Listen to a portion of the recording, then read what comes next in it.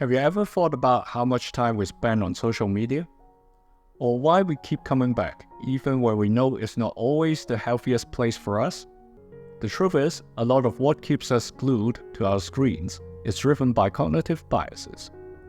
Today, I want to talk about how these biases influence our social media use, often without us knowing.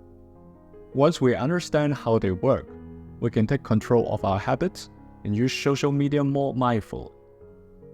Let's start with one of the most powerful biases. Yes, you probably have heard that from me a lot of times now. Confirmation bias. This is the tendency to seek out and focus on information that supports what we already believe, while ignoring or dismissing anything that challenges our views. On social media, this plays out in an echo chamber effect. The platforms are designed to show us content we are likely to engage with, which often means content that aligns with our existing opinions.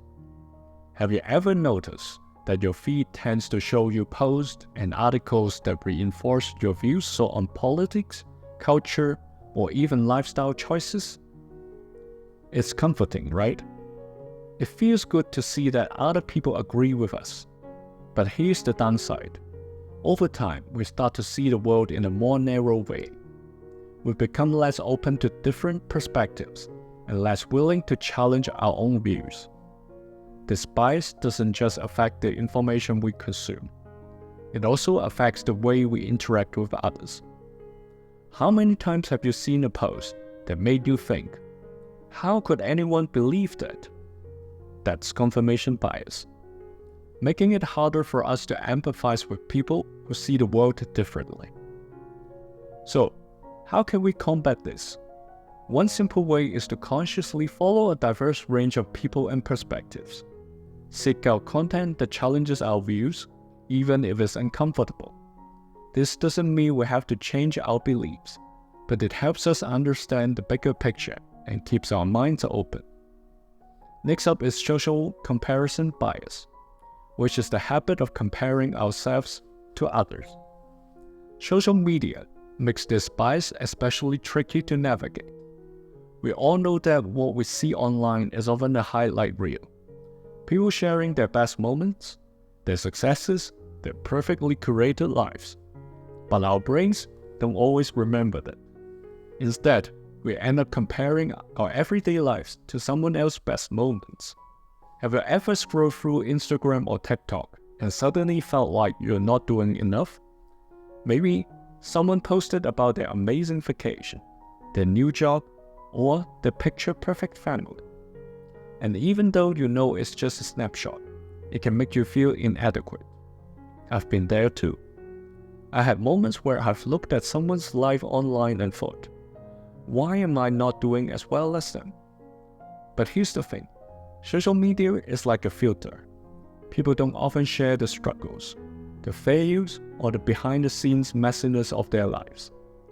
We're comparing our whole lives, with all the ups and downs, to someone's polished version.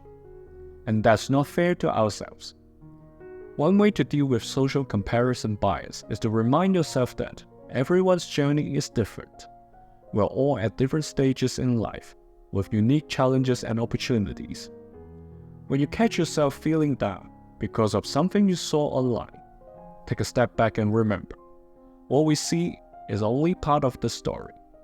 Focus on your own progress and celebrate your wins, no matter how small they may seem. Another bias that keeps us hooked to social media is the fear of missing out, or FOMO. FOMO happens when we see others doing something exciting or achieving something, and we feel anxious that we're being left out or falling behind. This bias taps into a deep-seated fear that we're missing opportunities, experiences, or connections. Have you ever stayed up late scrolling through your feed, even though you knew you should be asleep, just because you didn't want to miss out on what was happening?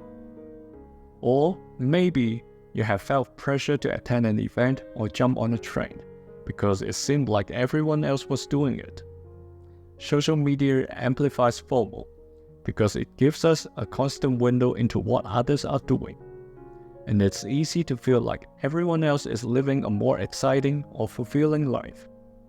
But here's the truth. No one can be everywhere or do everything. There's always going to be something we miss out on, and that's okay. One way to overcome FOMO is to practice gratitude. Instead of focusing on what we're missing, take a moment to appreciate what we have. Shift our attention from what's happening out there to what's happening in our own lives. When we focus on our own experiences and the things that bring us joy, FOMO starts to lose its grip. Let's talk about availability heuristic, another bias that plays a big role in how we perceive the world through social media. This is the tendency to judge the likelihood or importance of something based on how easily examples come to mind. On social media, we're constantly bombarded with stories, images, and videos which can skew our perception of reality. For example, if we see a lot of posts about bad news, like crime, disasters, or scandals, we may start to believe that the world is a more dangerous place than it really is.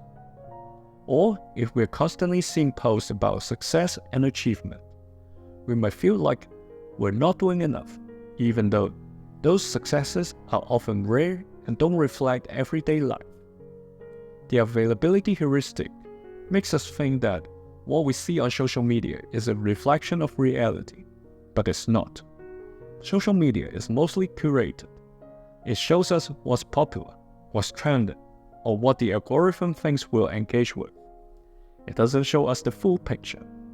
To counter this bias, it's important to remind ourselves that social media is just one lens through which we see the world.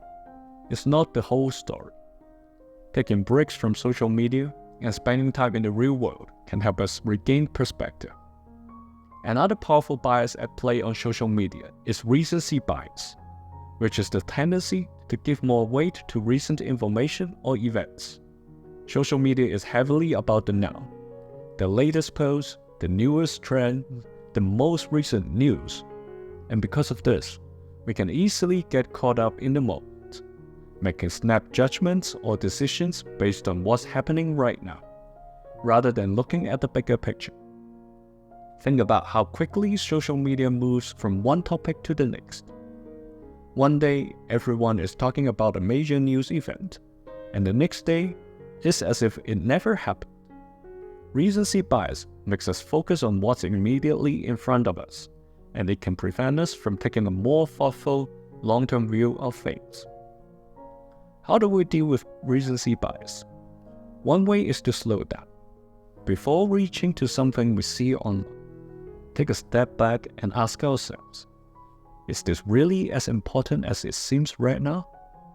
Will this matter in a week, a month, or a year? By giving ourselves a little time and space, we can avoid being swept up by the constant flow of information and stay grounded in what truly matters to us. And to add to the list, there's intermittent reinforcement, which is one of the reasons why social media feels so addictive. This bias is based on the idea that unpredictable rewards, like getting likes, comments, or new followers, keep us coming back for more. It's the same principle that makes gambling so addictive. We don't know where we are going to win, but the possibility of a reward keeps us hooked.